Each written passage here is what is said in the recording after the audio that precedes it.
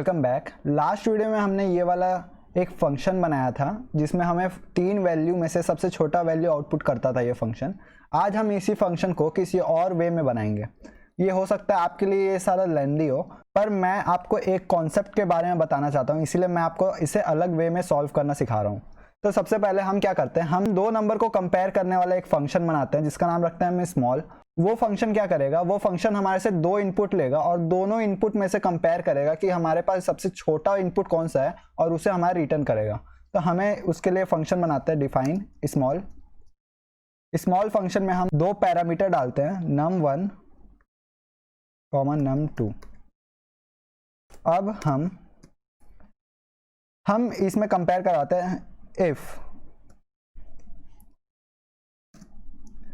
num1 is less than num2 return num1। Okay, अगर num1 छोटा हुआ तो num1 रिटर्न हो जाएगा और एल्स रिटर्न होगा num2। यहाँ तक आपको क्लियर होगा। यहाँ तक हुआ क्या है कि यहाँ पे हम एक फंक्शन बनाया है, फंक्शन का नाम लिए स्मॉल। स्मॉल फंक्शन में हम 2 आर्ग्यूमेंट पास किए num1 और num2 और उन दोनों को हम कंपेयर किए। अगर num1 छोटा हुआ तो num1 को रिटर्न करवा दिए और अगर num2 छोटा हुआ तो num2 को रिटर्न करवा दिए। ओके, तो अब हम इस वाले फंक्शन से ये वाला फंक्शन कैसे बना सकते हैं, तो हम ये वाले कोड को इस वाले कोड से कैसे बना सकते हैं, तो चलिए हम देखते हैं। कॉन्सेप्ट पहले बताता हूँ।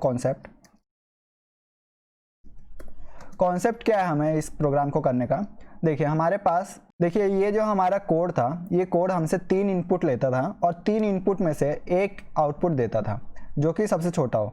और ये वाला कोड क्या करता है, ये वाला कोड हमसे 2 इनपुट लेता है और दोनों में से एक आउटपुट करता है। तो हम अगर सबसे पहले ये वाला कोड में num1 और num2 डालें तो हमें इन दोनों में से पता चल जाएगा कि हमारा num1 छोटा है या num2। तो हम यहाँ लिखते हैं num1 और num2। हमें इन दोनों में से पता चल जाएगा num1 छोटा या num2। और उसके बाद हम वापस से ये फंक्शन को कॉल करेंगे और ये फंक्शन में पास करेंगे इन दोनों में से एक चीज़ और एंड num3। हम इन तीनों को पास करेंगे, हम इन दोनों को पास करेंगे तो हमारे पास क्या होगा, इन दोनों का जो आउटपुट होगा वो और ये इन दोनों में जो आउटपुट होगा वो हमें आंसर मिल जाएगा। अगर हमारे पास तीनों नंबर में से num3 सबसे छोटा होगा तो हमारे पास आंसर आ जाएगा num3। तो हम इसे इम्प्लीमेंट कैसे करेंगे, हम एक फंक्शन बनाए हैं स्मॉल नाम का और उसमें से हमें 2 इनपुट में से एक आउटपुट मिलता है जो कि छोटा हो। अब हम एक और फंक्शन बनाते हैं, डिफाइन करते हैं। हम इस फंक्शन का नाम लेते हैं न्यू स्मॉलेस्ट। इस फंक्शन में हम 3 आर्गुमेंट डालते हैं। 3 आर्गुमेंट डालते हैं num1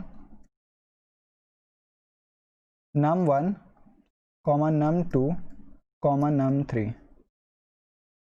हम 3 आर्गुमेंट डाले। अब हमें क्या करना है, हमें इस फंक्शन को इस फंक्शन के अंदर कॉल करना है। जी हाँ, मैं यही आपको कॉन्सेप्ट समझाने की कोशिश कर रहा था कि हम एक फंक्शन के अंदर कई सारे फंक्शन को कॉल कर सकते हैं। तो हम यहाँ पे स्मॉल फंक्शन को कॉल करते हैं स्मॉल फंक्शन में हम num1 और num2 डालते हैं num1 num2। हम num1 और num2 डाले और इसमें रिटर्न कर रहा है तो हम यहाँ पे एक वेरिएबल बनाते हैं sm। तो इस sm वेरिएबल में हमारा रिटर्न वैल्यू स्टोर हो चुका है।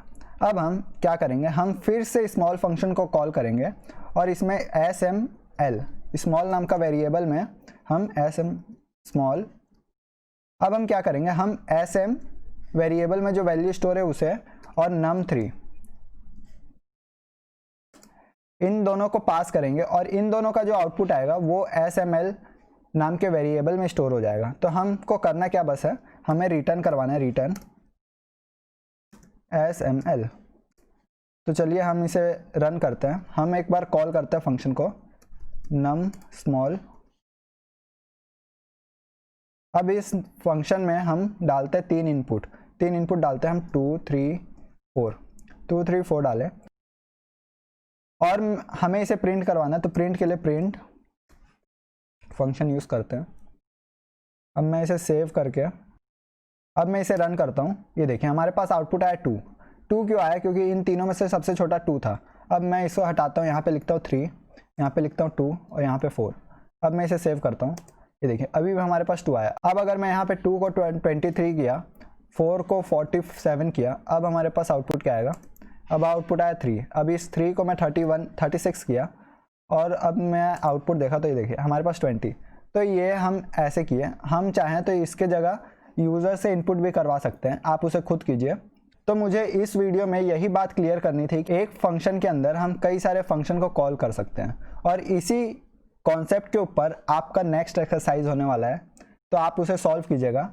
Thank you for watching this video and please like my video and subscribe to my channel for more quality content.